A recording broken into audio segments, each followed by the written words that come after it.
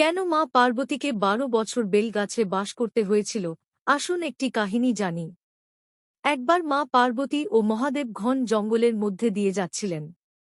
হাঁটতে হাঁটতে হঠাৎ মা পার্বতীর খুব ক্ষুধা পেল। তিনি স্নেহভরে মহাদেবকে বললেন, প্রভু, আমার খুব ক্ষুধা লেগেছে, দয়া করে এই বন থেকে আমার জন্য কিছু ফল নিয়ে আসুন। মহাদেব হেসে বললেন, দেবী, এই বনের ফল তোমার ভালো লাগবে না। মা পার্বতী অবাক হয়ে বললেন, কেন স্বামী? এই বনে এমন কি আছে যা আমার ভালো লাগবে না? আমাকে কিছু না কিছু খেতেই হবে, আমার ক্ষুধা শান্ত করতে হবে। মহাদেব বললেন, দেবী, বুঝতে পারছি না তোমার জন্য কি আনব।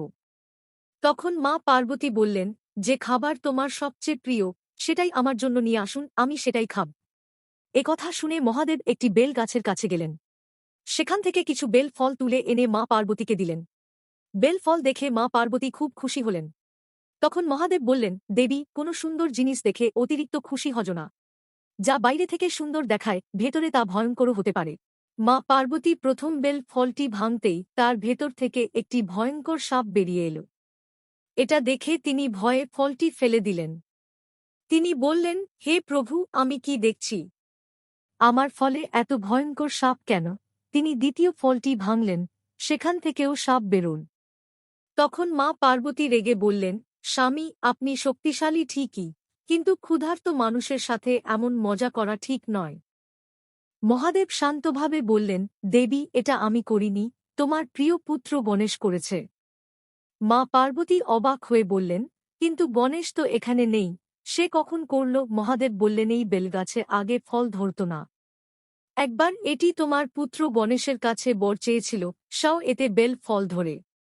গণেশ বর দিয়েছিলেন, কিন্তু শর্ত ছিল যে গাছটি তার জন্য ব্রত করবে।